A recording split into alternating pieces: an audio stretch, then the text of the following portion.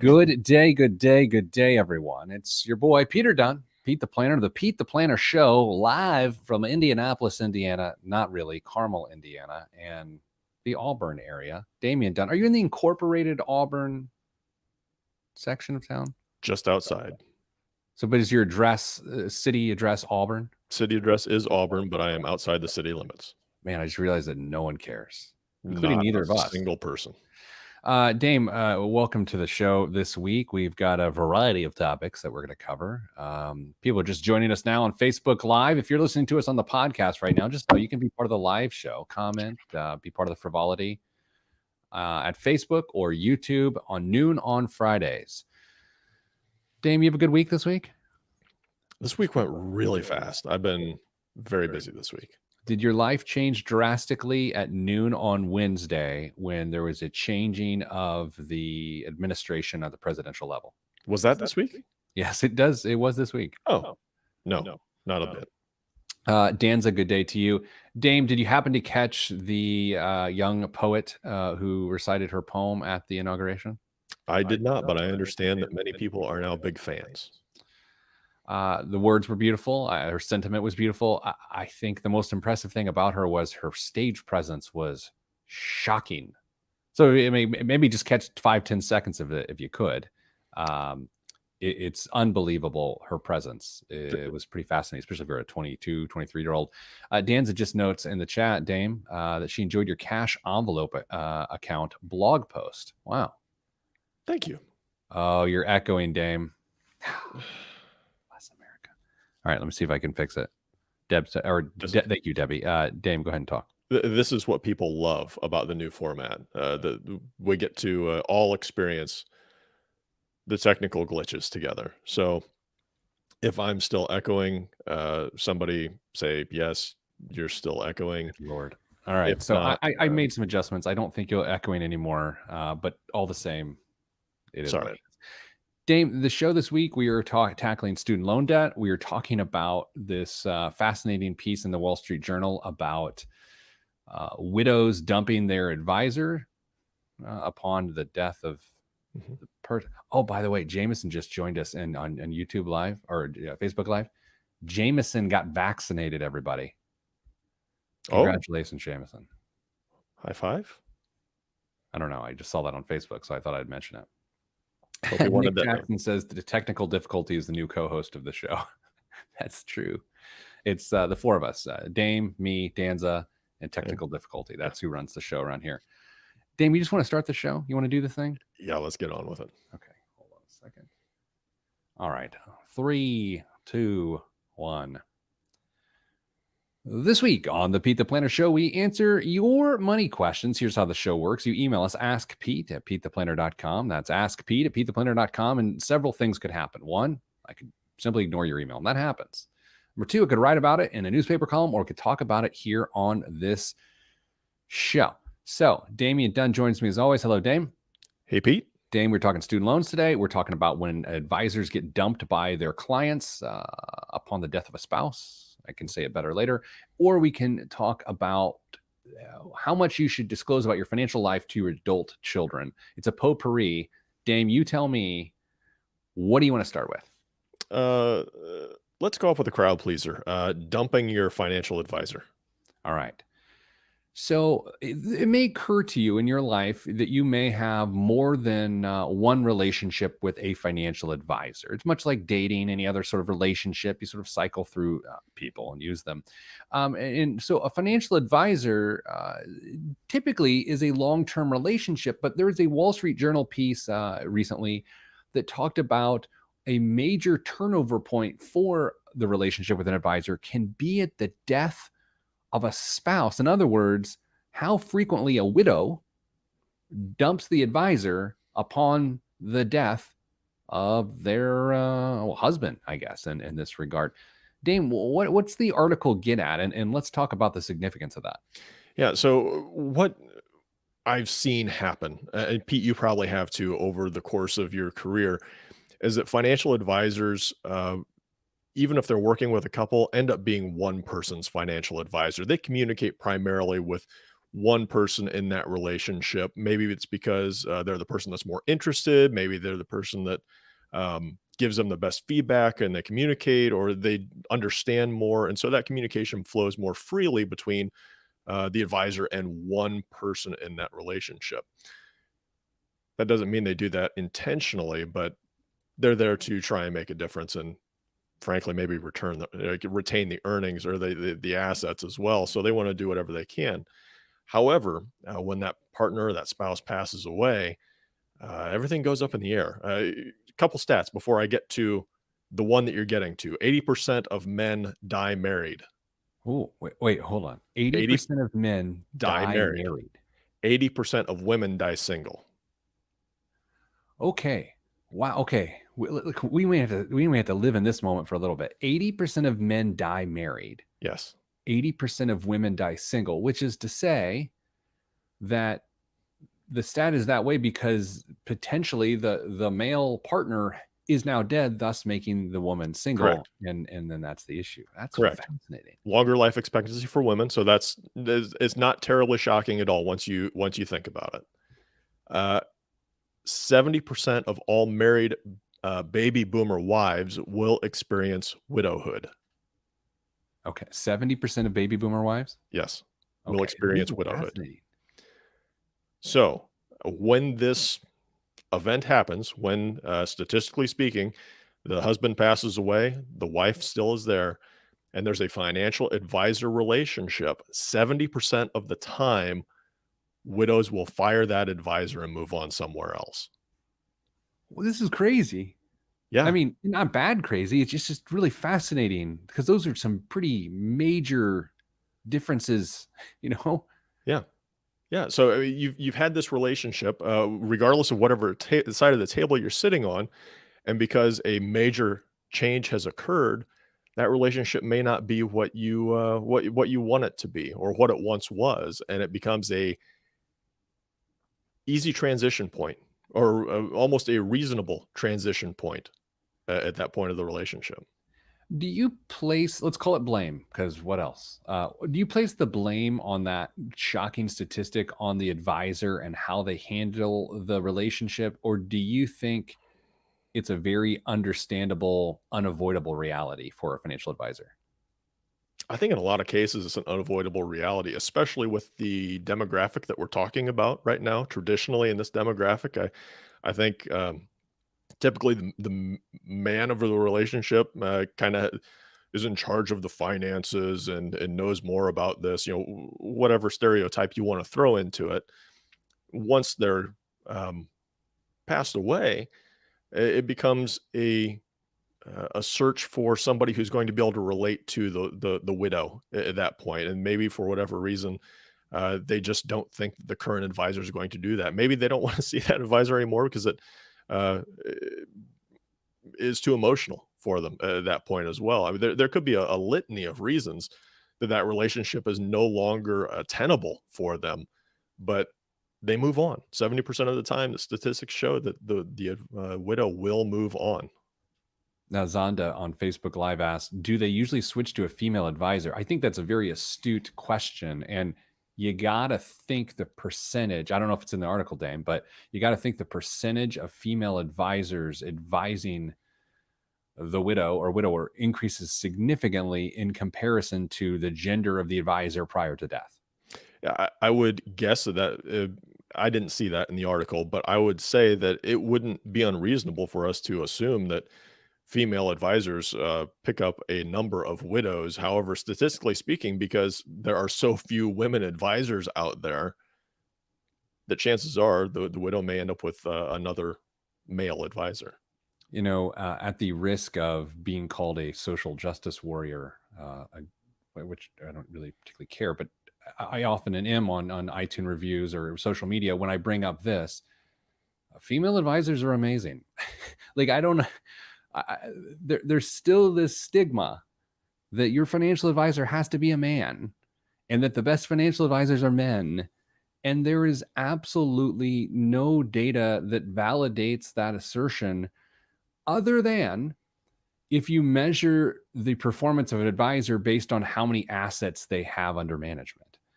because that is a marketing and a sales metric, not the quality of advice and guidance metric. Dame, I remember when I was a younger man, a teen, if you will, my mom expressing to me, or me overhearing, how dismayed she was in speaking to her and my father's financial advisor. She always said that it felt like the person was specifically talking past her, or over her head, which, it's a different issue, because one of the challenges as a financial advisor is that the two people in a relationship have different financial acumen, right? They have different knowledge bases. And so that can be a challenge. And it's like, you only got so much time to explain a very difficult concept. And if to explain a very difficult concept, you have to explain it one way, and you can't then explain it in an alternate way to the person that has less of an understanding, that can bring a lot of hard feelings. So I get that. And when I was a financial advisor, you do your best to talk to both people, like you said, but it's tough. So this is a shocking statistic from the Wall Street Journal, but very, very feasible in my estimation. Did you ever have the experience where one person would leave the room and leave you with the other person, and you'd be able to just talk to them directly for a couple of minutes and say, "Listen, if you have any questions, or if I can explain anything to you that you maybe didn't catch the first time around, let me know. Give me a call, send me an email. Let's do it right now." But I always thought those moments were very helpful to try and make sure that that second person understood that I cared just as much about them, and how comfortable they felt about the situation as the other person.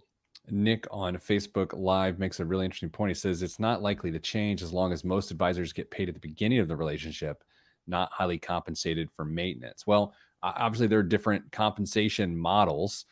Dame, he's right. If it is a loaded mutual fund sort of situation, or the purchase of life insurance is paying the fees for the advisor, then yeah, there's not a lot of incentive to serve people consistently. However, under the AUM model, the assets under management model, there is more of an incentive to continue that relationship. So, Dame, let's do this. Coming up after the break, we're going to talk student loans and why there is a new crisis, and the old crisis isn't even over yet. That's all next on the Pete the Planner Show. I'm Pete the Planner. Good audience participation, everybody. The show's only good when you're good, and you all were fantastic. Sam says, I take the lead with our advisor, but they both make a great deal of effort to make my wife feel an ease and a part of each meeting, which is really appreciative by us both. Jameson says, Pete did a great job with us as a couple, related to both of us. Well, I just put that comment up because it pats my back. Dame, can you see my torso today, or is the camouflage fooling your eye? You just look like a floating head, man. Yeah. All right, resetting the audio here, which is guaranteed to be a disaster. No, it worked. Dame, you're back. I'm here. Just got to get through these health checks, and then we'll be good to go. All right, so Dame, we are about to hit the next crisis of student loans. We're going to do that right now. Ready to go? Yes, sir. 3, 2, 1.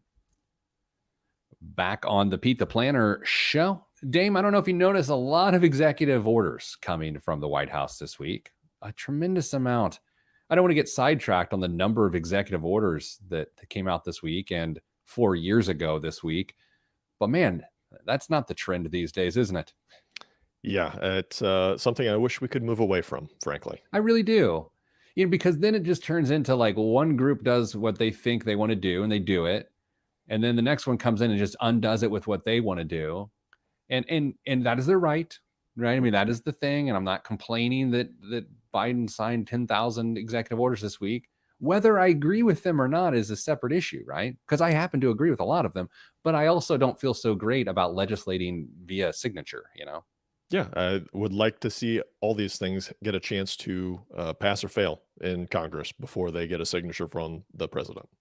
So one of the things that was signed this week is the extension of the student loan. What are we even calling it? Student loan, the lack of the obligation to make a student loan payment until September. Let's just say that. You've got a 0% interest rate on federally subsidized student loans until September. And that went into effect actually in late March of 2020. It was originally slated to go through September 30th of 2020, got extended. via executive order by President Trump through the end of the year, which then was extended another month with the stimulus bill in the end of December. And then President Biden just signed one through September. Dame, this is a big problem in my estimation, and I want to explain why. First off, we both know 0% interest means 0% interest.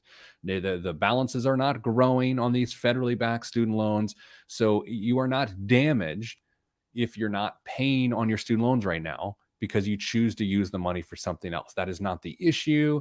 I'm not concerned about climbing balances. I am concerned about how new habits form and how hard it is to reverse those habits, especially in a time of crisis. So, Dame, here's what's happening. You know, there are three groups of people in our country. There are people who are really struggling, people who are not really struggling but still aren't stable, and people who aren't struggling who are stable. And so, obviously, the people who are really struggling should not be making student loan payments right now because their income is cut so much they just can't do it. There's no argument about that, right? None from my side. The third group of people are people who shouldn't be doing anything differently because they have stability and they're not damaged. So they actually should still be making their student loan payments.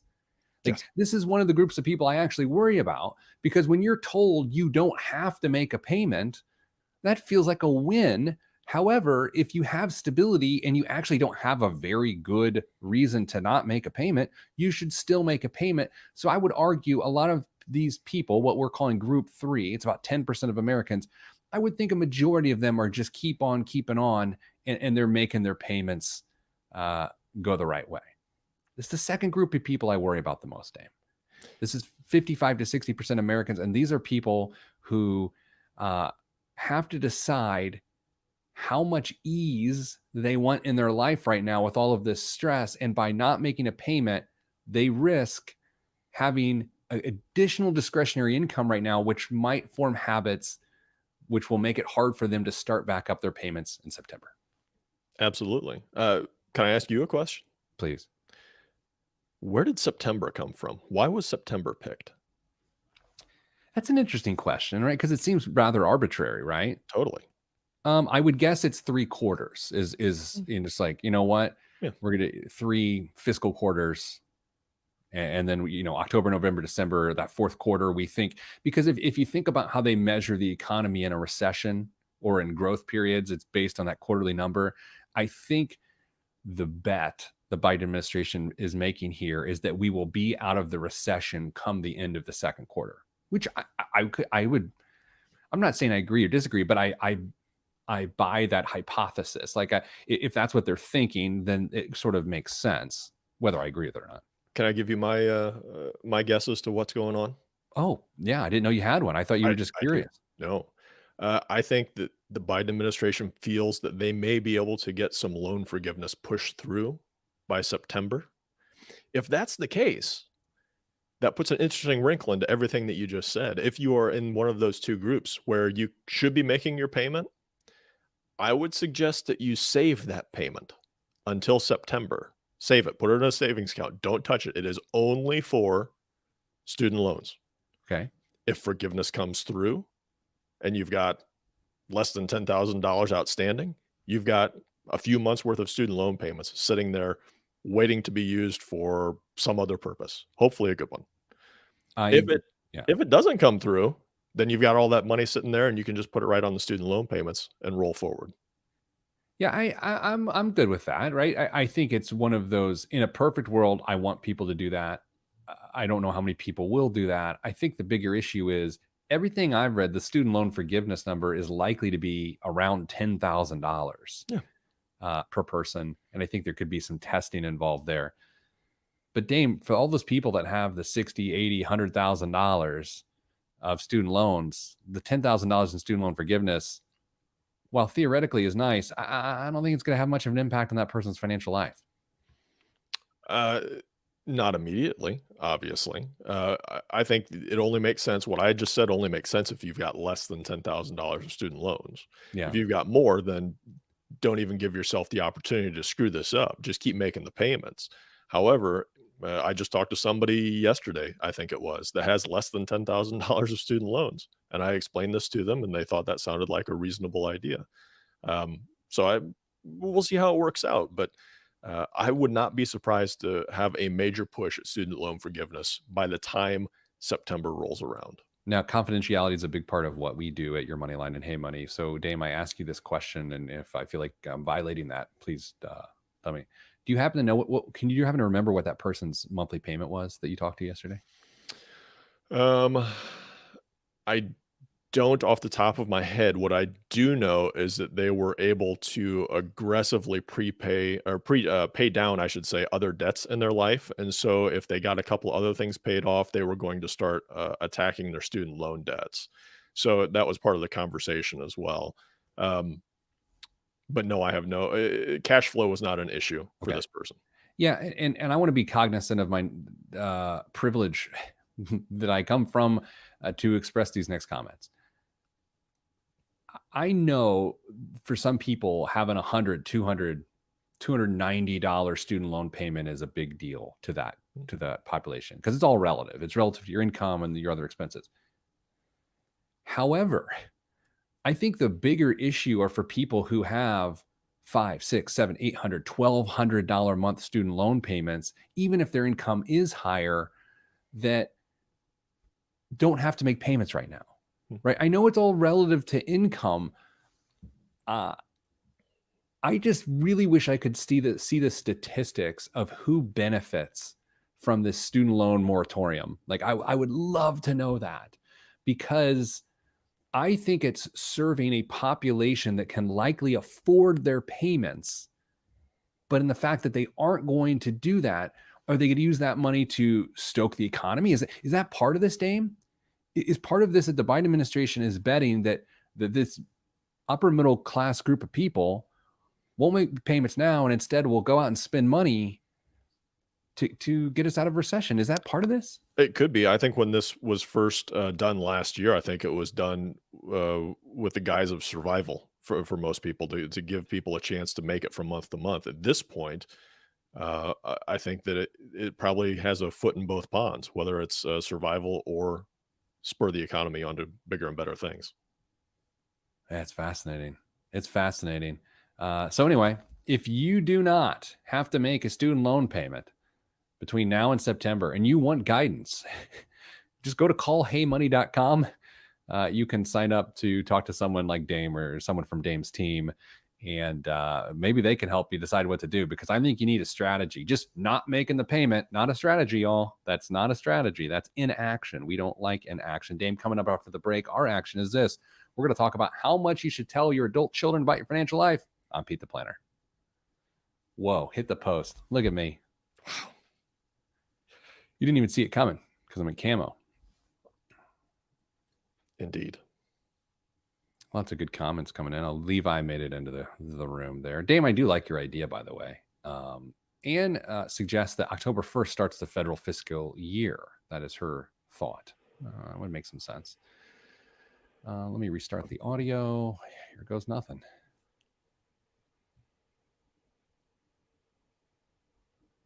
Oh, yes. All right, we're back, I think. Did you see that what just happened, Dame? I did. I had to unmute StreamYard. Right, so, we passed. All right. All right. So, Dame, we're going to talk about my Indianapolis Business Journal article this week. Let me pull that up. It is released at 2 p.m. today, so no one actually has any context of what I'm talking about, so I have to read it. You're breaking a story? Breaking a column? Yeah, I'm probably violating some sort of thing I signed. All right, 3, 2, 1.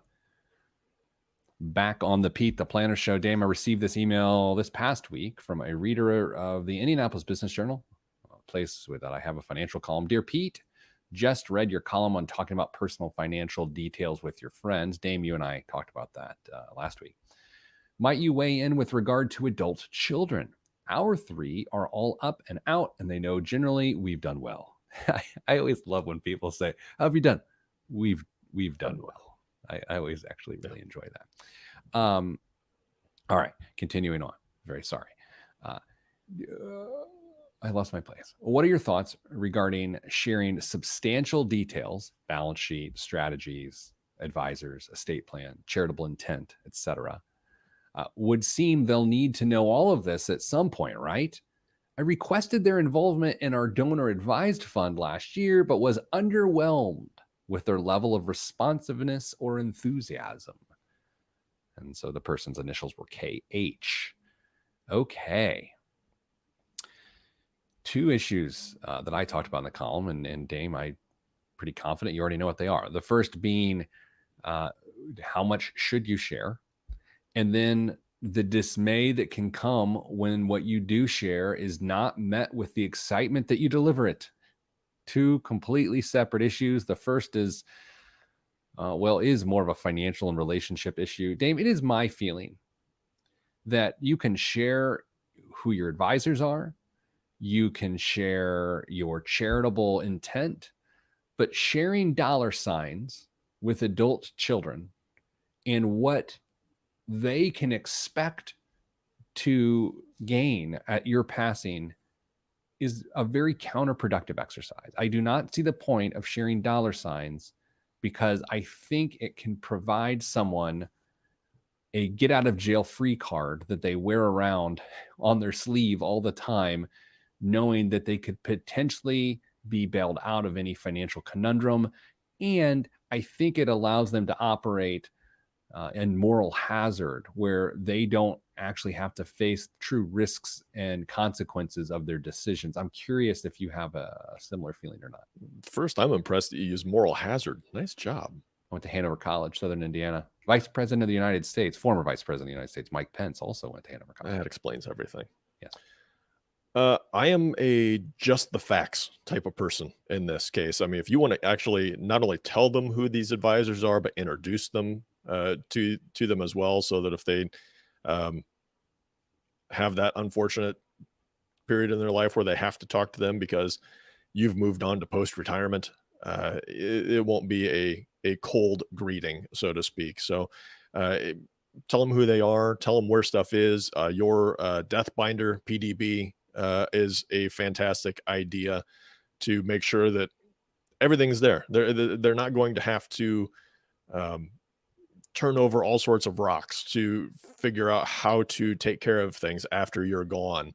But to share dollar figures, except in maybe some very specific cases, I don't see what's gained by that, to be honest. That's the key, man. That's the key. It's like there's so much more bad that can come with sharing dollar signs with your adult children than there is good. Okay, so Dame, we're gonna role play here. Do you want to be the adult child or do you want to be the wealthy parent? I'm gonna be the adult child. Okay. I'll put the responsibility on you. By the way, Mary Shepard just notes on Facebook Live that Dame looks like U2's The Edge right now. And I have to agree. Dame, you do have the Edge look to you. Okay. Son, Mr. Dunn, Damien, my son, your mother and I, we've done well. We've done well. And you are slated to inherit roughly $496,000. And I just wanted to let you know that. So there you go. Can I don't know, get an advance on some of that? No, that's part of your mother and I's estate. It's $496,000. It'll be there for you. And I don't know when that time will be. I mean, I'm a pretty healthy guy. I eat a lot of fiber, daily Metamucil even, and I'm fine. But $496,000 will be yours. I know you just lost your job. I understand that. But at some point in time, decades from now, I'll be dead and you'll have $496,000. Did I tell you that I want to go back to school? That's great. I think that's, I mean, you might have to take on student loan debt, but, good luck, buddy. Why would I take on debt? There's money. See, this is what happened. Like, there's no point. But Dame, if I were to say to you, hey, your mother and I put together our estate plan, we talked to our advisors.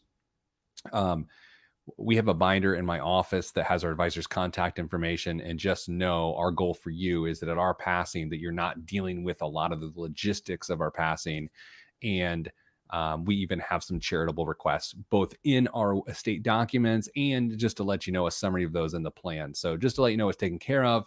It will not be a pain in your neck at our passing. That way you can, of course, just put a shrine to us in your own home and grieve the way you should. Right? Isn't Is that much better? yeah, is there time for me to set up a charity in my name to benefit me that could be added to your, last wishes too? See, no, sorry, son. But there's just no point. There's just no point. When I was an advisor, one of my biggest pet peeves, and it was a common thing, is when people knew how much their parents had planned on leaving them. And it's not the kid's fault. The parents were like, "Hey, we're loaded. We're going to leave it to you." You can do that. I just think it takes a person who has a different level of resourcefulness for you, and it sort of arbitrarily assigns your resources to that person, and they just don't know what to do with it because they weren't there at your failures and successes on a very deep level. They may have lived in your home. They may have been upstairs listening to, kids bop in their bedroom while all this was going on, but they just don't have the context that they need to deal with the dollar signs that you could share with them. And see, I just dissuade any adult with sharing dollar signs with their adult children, even if the plan is to give them all the money. I saw a quote attributed to Warren Buffett. I have no idea if it actually came from him, but it was on the internet, so it must be true. Totally true. Uh, but I liked it, so I'm gonna butcher it, but I'm gonna tell you what the gist of it was. Um, Leave your kids enough money that they can do anything, but not enough that they can't do they have to do something. Okay. Leave your kids enough money that they can do anything, but not enough that they can do nothing. That's what it was. Oh, that's interesting. So, it that's gonna vary from family to family, obviously, but this is a conversation that you've had, that you've brought up, about your view on how much that you're planning on leaving your kids if that day or when that day finally comes, and it gave me some perspective, when I read that, or at least something to think about that, yeah, you wanna try and take care of your kids, make sure that they're gonna be okay, that they can cope without you around, or maybe take care of their kids, help them, get through college or whatever that may be, but you don't wanna leave them so much money that they can just retire immediately, unless, of course, you die and you're 95 and they're already 67, and then, go ahead, retire, but, uh, yeah, I thought that was an interesting quote. The complexity of this is obviously you and I and anyone else who's reasonable wants to provide for our survivors, especially if some of those survivors are minors.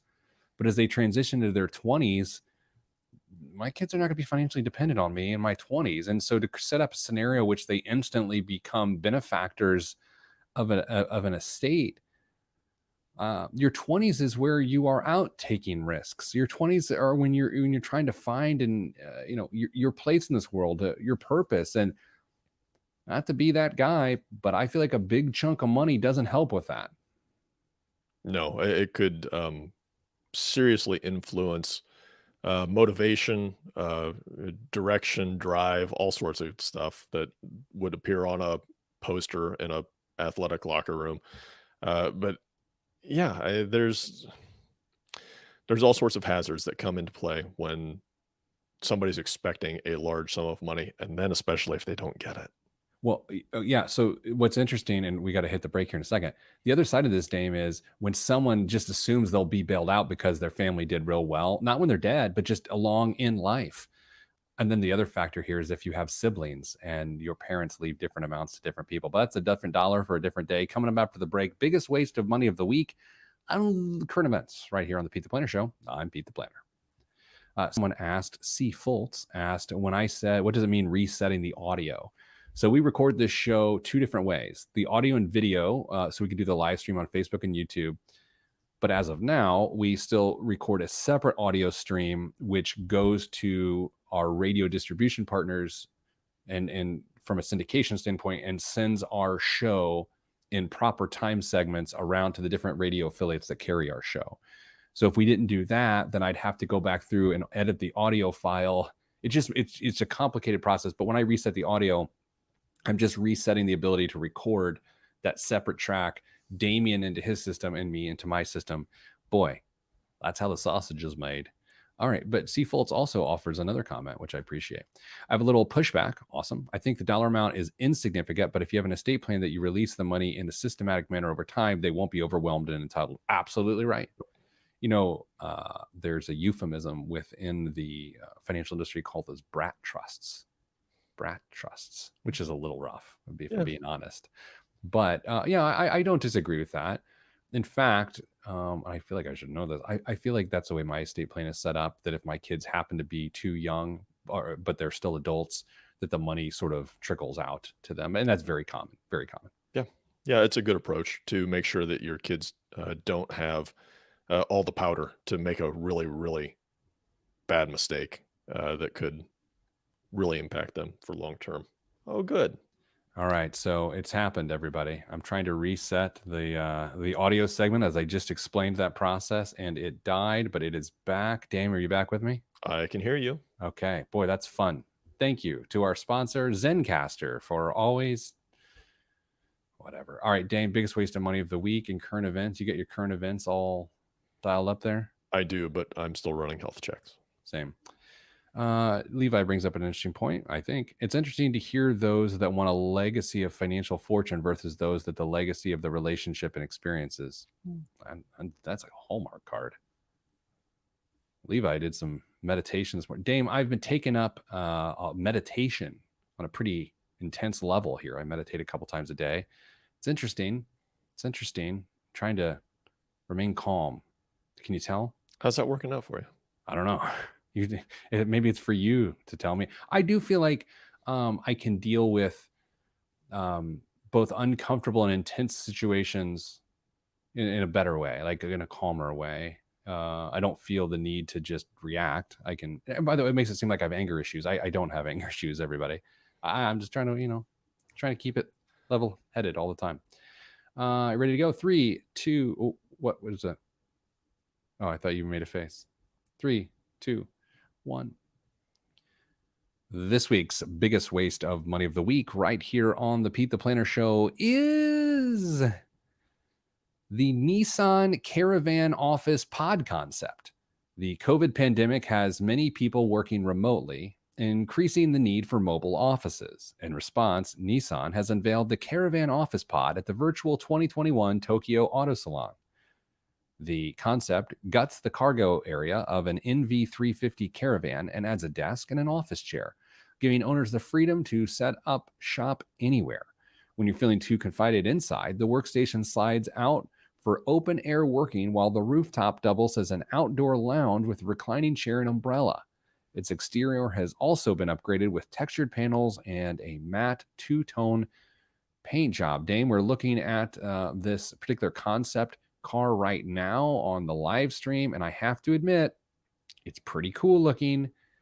Dame, this is a concept car, which, as you know, means there is no price tag on this particular thing. But do you think we've gotten to the place in our COVID lives where we need to turn our vehicles into offices because our homes aren't good enough for that? Dame, your thoughts? It's just kind of a smaller scale of what some people do already, where they just buy a motorhome and drive around the country and hook up to whatever Wi-Fi they connect to when they park for the day or the evening and work from there. Something this small scale, it could be used for something similar to that. It's just a new way to look at work and how it fits into your life. When you see these sorts of things, do you initially think two things? Number one, you got to be single to make this work. Or two, you really got to love your life partner. Oh yeah, for something this small, absolutely. If you had a bigger motor home, yeah, that wouldn't be that big of a deal. But for something that's basically a glorified full-size van, yeah, you're gonna get to know that person really well. Mrs. Planner and I were talking about the pandemic here this past week, Dame, and we made the point that COVID-19 is a huge inconvenience for a lot of people, and it's very scary. We are fortunate to be in a position that the number of inconveniences we have pale in comparison to a lot of the inconveniences other people have. Not as a contest, but we're just saying we're in a fortunate position that way. But we made the point that, man, it would be so much easier to even deal with the inconveniences we do have if we didn't have children. The main inconveniences that we have around COVID involve our children. in terms of schooling them, getting them to school, their exposure at different activities. Like our risk factor for getting COVID goes down significantly without children. This is not saying that we're getting rid of our children. It's just to say two single adults who can work from two adults who work from home have such low risks compared to adults who have kids coming in and out of their house, bringing COVID in and out, you know? You remember when I talked you out of buying a dollar place in Italy a couple of years ago? Yes. If you had gone through with that purchase Yeah. and renovated that place, if you saw what was coming last year, would you have fled to Italy and just stayed in Italy as long as there was an internet connection and That's really just weathered the storm there? under the hypothetical situation that you've just placed in front of me. Do I have children or not? Let's go with no kids. Still have job responsibilities, but no kids. That's a really good question. I will answer this in a very serious way, actually. I will never leave where I live as a working adult because of the relationships and network that I have formed in the footprint of my area. And that is to say, if I need something done, I can get it done.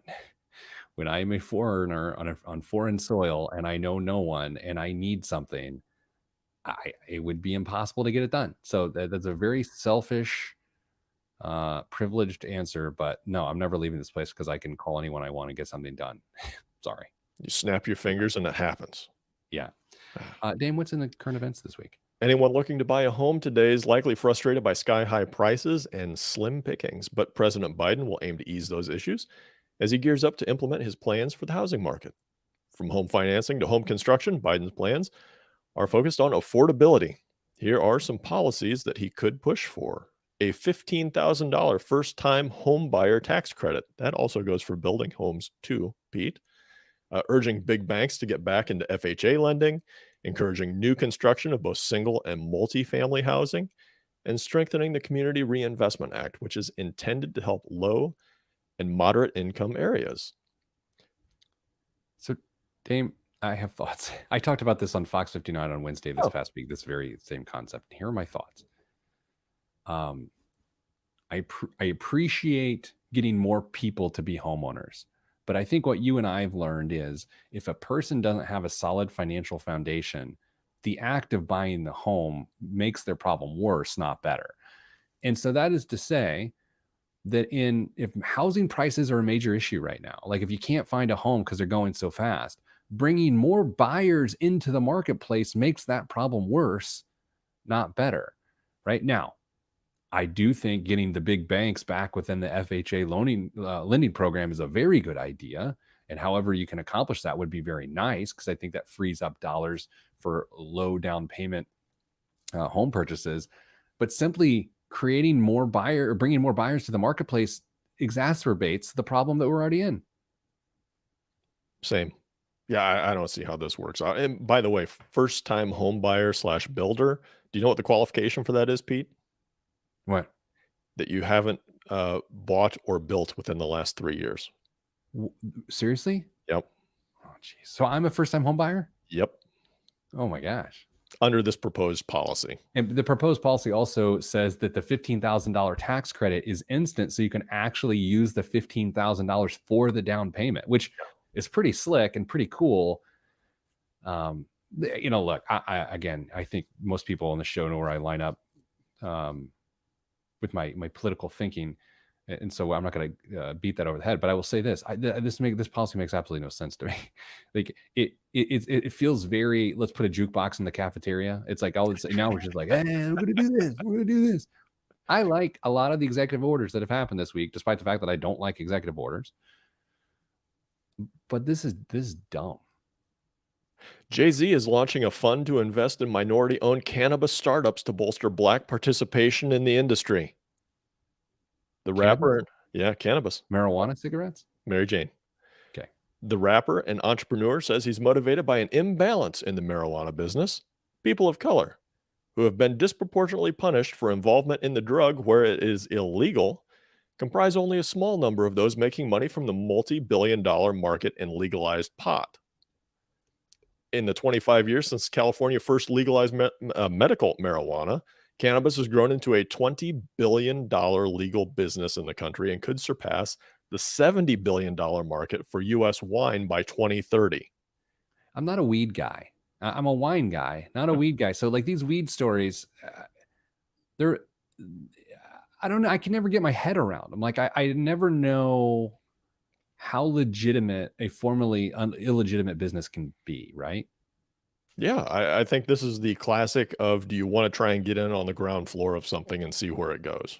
I do think since marijuana laws and drug laws have disproportionately negatively impacted the Black community and communities of color, the fact that Jay-Z is trying to turn that on its head and allow people of color to invest and profit within that, I think that's kind of neat. I think that's great.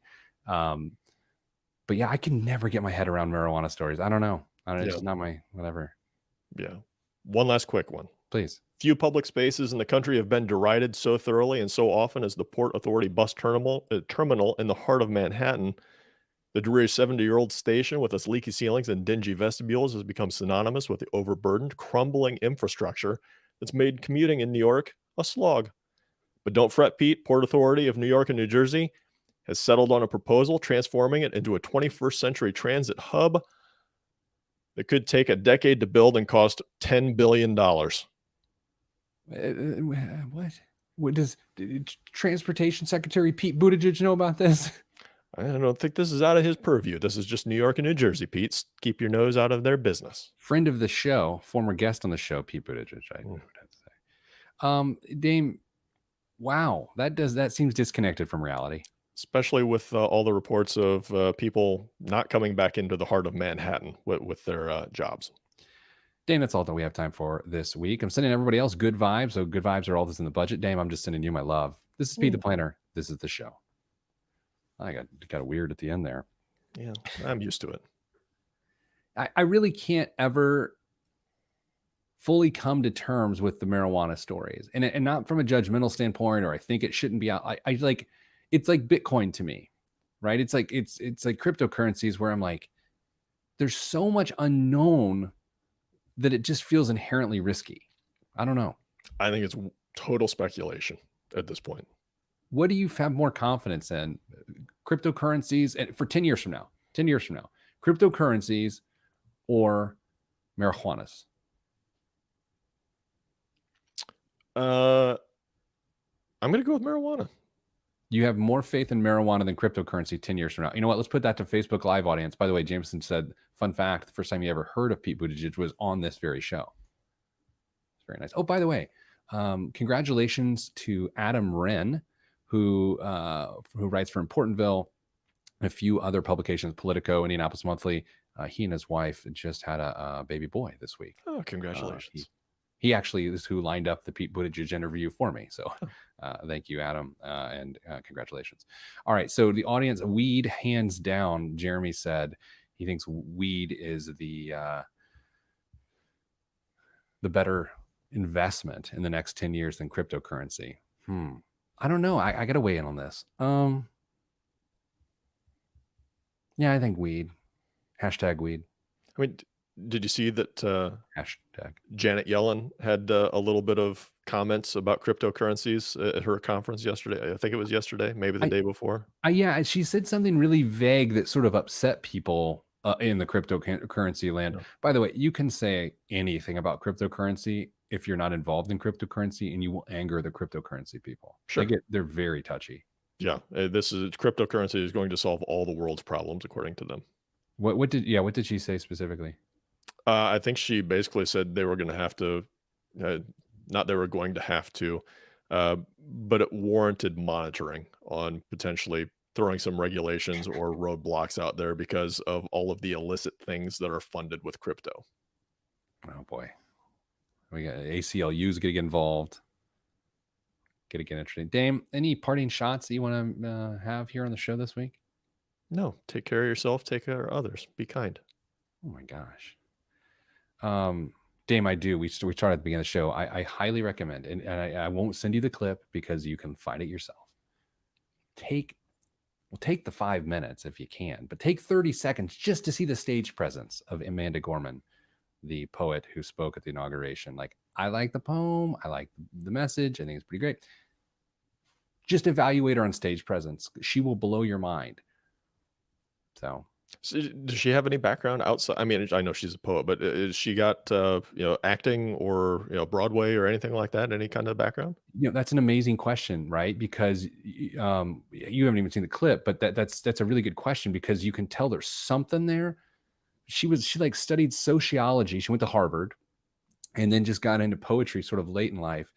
The most phenomenal part about this, I saw an interview with her on CNN with Anderson Cooper.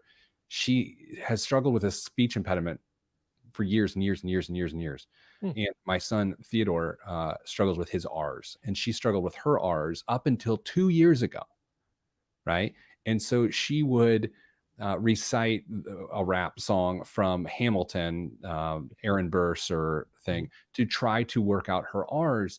And when you hear her speak, not only can you not detect a speech impediment was there 2 years ago, but she comes off as one of the most dynamic enunciators, speakers that you've ever seen in your life. So then you hear that she had those speech impediment issues and it just blows your mind. So again, dude, just take 10 seconds and watch just the beginning. You don't have to watch the whole poem, which I like, but watch it. She's ridiculous.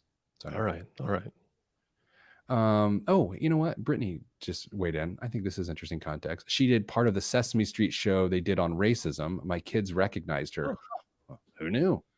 There you go. And then Mary, you're going to end the show with your comment. I don't remember much of the Telluride Blues Fest thanks to edibles. Fantastic. All right, Dame. Hey, buddy, have a good rest of your day. All of you, we'll see you next week at this time. Peace and love. Peace and love.